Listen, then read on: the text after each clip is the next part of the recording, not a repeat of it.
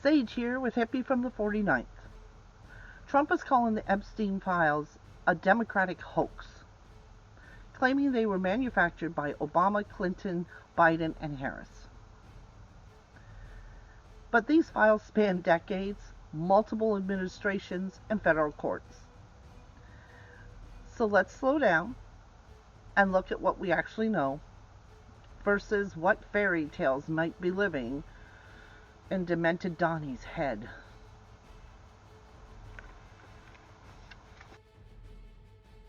What we know. Trump and Jeffrey Epstein hanging together by the late 1980s. There are photographs showing Trump and Ivana with Epstein, placing them in the same social circles. At least one victim has publicly described interactions involving Ghislaine, Maxwell, and Ivana Trump after the divorce, indicating those relationships continued socially. And records show Trump and Epstein were still on friendly terms in 2003, including a birthday card sent to Epstein, which Trump's signature was later confirmed. With the bond falling apart in 2004 after Trump outbid Epstein on a real estate deal in West Palm Beach, Florida. And yes, Trump has said that it was him that ended the friendship and by throwing him out of his establishment.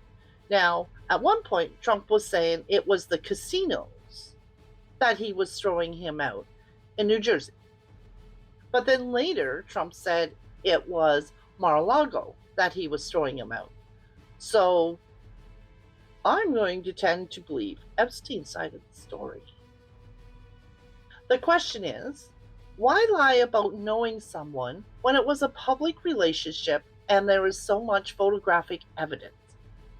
Is he so afraid of people finding out, or is his mind just gone to the point he doesn't remember? Think about this. Donald Trump has really never had a friend. I know. It almost makes me feel sorry for him. But this is due to malignant narcissism. He doesn't feel what a normal person feels about a relationship or friendship. He maintains acquaintances only for as long as he needs them. He has to be getting something out of the relationship. Usually with Trump, it's a monetary gain, like all of his con jobs. Epstein hosted many parties in New York, Palm Beach, and on his island. Wealthy and influential people from different walks of life attended. Not all gatherings were sexual. Many were described as standard social events. Photographs show a range of well-known public figures attending some of these gatherings. Some guests later said that young women were present, serving food and drinks. They assumed the girls were over 18 and reported being unaware of any illegal activity at the time. The question is, why lie about being at Epstein's parties? We know Epstein was at his parties at Mar-a-Lago. Again, is he just lying, or has he just completely forgotten? There are many pictures of Trump and Epstein shown together in social gatherings. We don't know where all these pictures are taken. Maybe they're in Mar-a-Lago, maybe at one of Epstein's properties. Epstein was first investigated in 2005 and 2006 under President George W. Bush.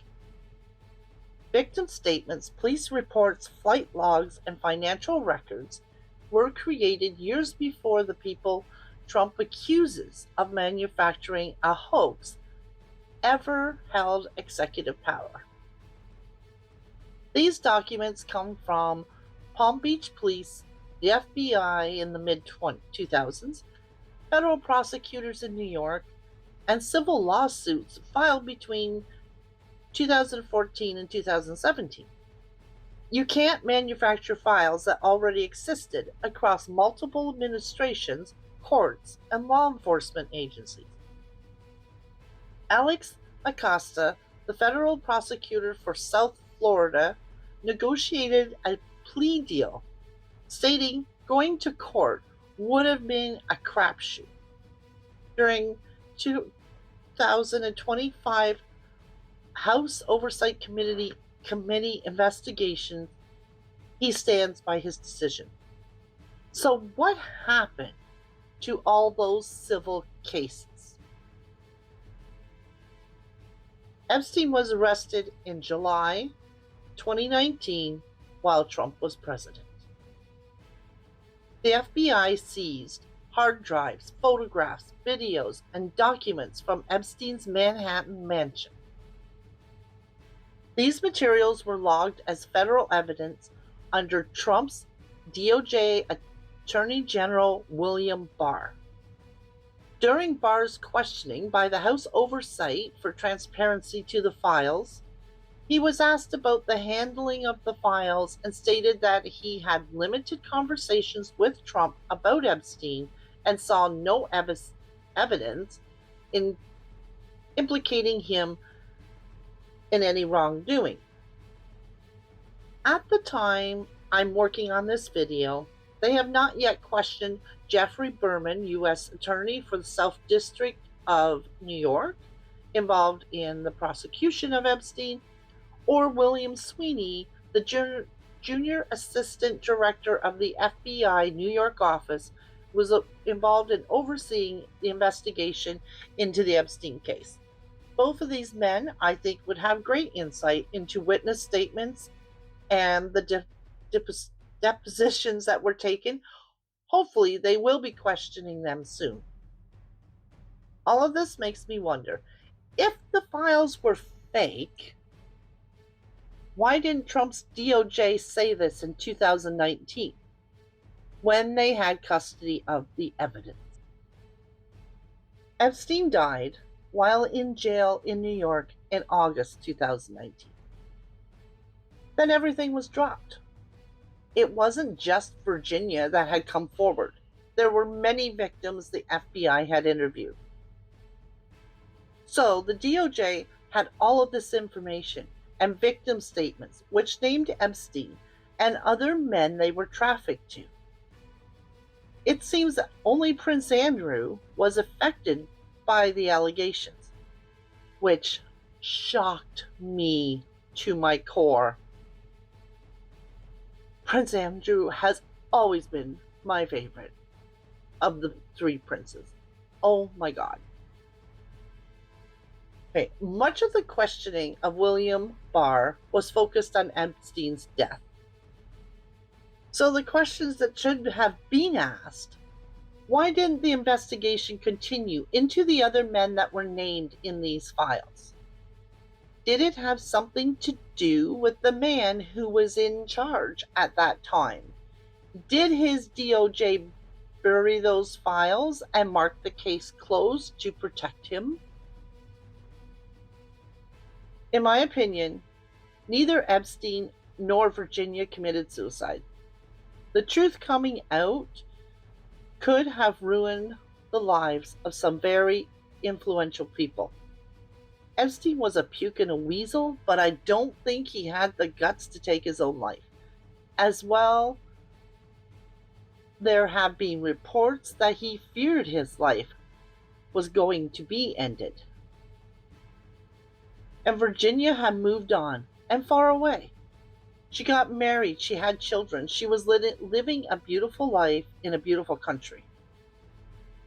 But the release of her book could have been dangerous for many people. She did not name the other men directly because she was afraid for her life. But she did name one as a former prime minister, not of Canada, of which two have been referenced in other documents as being affiliated with Epstein. Although her family has confirmed that her death was a suicide, all but her father. Her father still states that, or was stating last time I heard, that she would not have taken her own life. Are you still with me this far? If you're finding this content interesting, please hit the like button and subscribe if you haven't already. It only takes a second to help our channel grow, and we thank you. Now, moving on. Ghislaine Maxwell was convicted in 2021.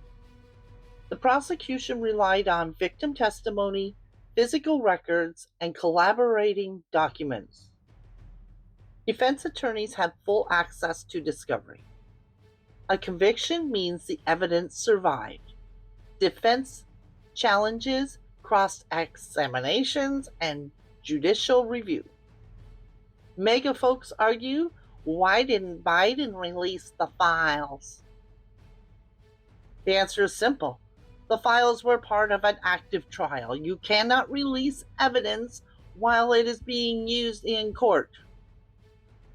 And there's always a normal period after a trial before documents can be made public, especially coming out of a pandemic. And fabricated evidence doesn't survive federal jury trials. Merrick Garland, DOJ Attorney General, and Damian Williams have not yet appeared in front of the Transparency Committee. However, Merrick was subpoenaed but would not appear in person and sent a letter.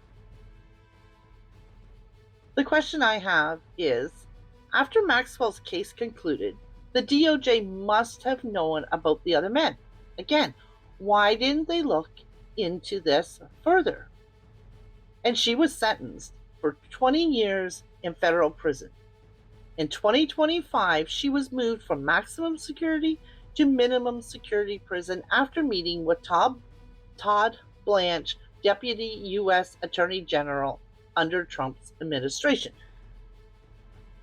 That move was to buy her silence and to cover up the names of the men involved in the sex and trafficking of minors. There is no other explanation for this. The Department of Justice has reported that there are close to 1,000 victims, though the exact number is difficult to determine. Attorney B. Edwards has represented more than 200 of them. Around 100 victims have come forward publicly seeking justice for all and call themselves the Survivor Sisters. So after all this, do you still think it's a hoax? And is the current DOJ including the accused in that 1,000 as victims? Trump has been recorded saying his friends will be hurt if the files are released. With these women standing on Capitol Hill giving a press release begging him to release the files so they can have justice for what was done to them when they were young girls, young women. Donald Trump was in the Oval Office screaming it was all a hoax, denouncing everything they have said. He does not care about the victims. He has no empathy for them or what happened to them. He cared about Ghislaine Maxwell and said he wished her well, and he was upset she was going to prison. He cares about people that will be named in these files if they are released and what this could do to their reputations. But yet again, he has never ever voiced concern or empathy or remorse for what happened to these women. Trump campaigned on the promise to release all of the files.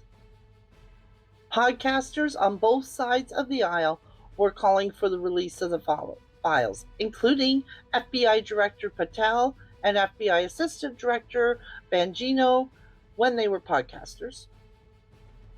In February 2025, the DOJ called a chosen number of MAGA's to a release party, each of them leaving with a binder of what they thought were important release files.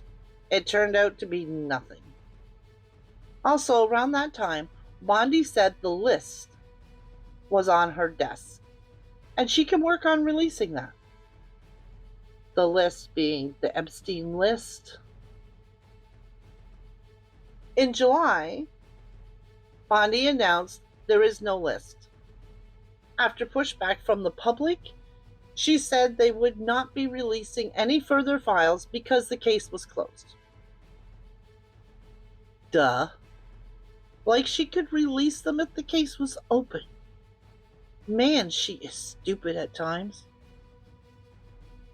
At the beginning of September, survivors visited Capitol Hill and spoke with House members and held a press conference outside on the lawns. The Epstein Files Transparency Act bill was put through to the House shortly after. They needed one more signature in order to force the bill through the House. That vote was going to be the newly elected representative from Arizona. But oh, no, just before she was about to take her oath and be signed into office, Moses Mike closed down the House. The House was shut down until November, and the bill finally passed with a vote of 427 to 1. The DOJ had until midnight, December 19th, to release all of the files.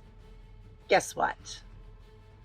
As I'm recording this, it's January, and they still have not released all of the files. Far from it. So what do you think? Does this look like a cover-up to you? Every time we feel we are close to learning the truth, this administration finds a way to deflect against the Epstein files.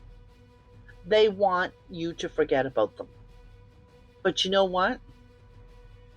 That vote of 427 to 1, what they did to stop that vote from going through in the beginning of September just pushed the Republicans that weren't sure how they were going to vote into voting yay. In order to avoid the release of the files, Trump threatened Republican representatives to stop them from signing the Epstein Files Transparency Act. Those that did sign to put this through have been shunned by MAGA, doxxed, and threatened. The files that have been released to date have been heavily redacted. One file in particular states that there are 10 co-conspirators, but all the names have been redacted.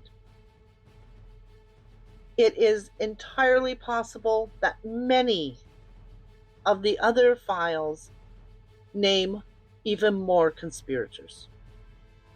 If the goal is to get justice for the victims, then why would the names that are needed for this goal being redacted? What are they trying to hide? Here's my last opinion. If this all comes out, and I hope it does for the survivors' sake, it will shock even those who strongly feel that Trump is named in the files. These files will not only destroy Trump, but his wife, his family, and those he calls friends. This is a man with no moral compass. He believes he is above the law and that he is the most powerful man on earth, but he is terrified of this information getting out. Maybe his administration has explained how bad it is, because really, I don't think he knows the difference. At the center of all this, the real victims are the women who were exploited, not the powerful men whose names have been redacted. Trump isn't focused on the victims. He's focused on protecting himself and the powerful, corrupt individuals that fund his presidency. It's a cover-up, and I doubt we will ever know the full truth. That's why this isn't just about Epstein. It's about what and who they are hiding and why. If someone needs to go to such extremes to cover something up, it pretty much is an admission of guilt. Don't let up. Keep demanding for answers and release the Epstein files. Until next time, stay informed, stay aware, be kind, and stay groovy. Peace and love, y'all.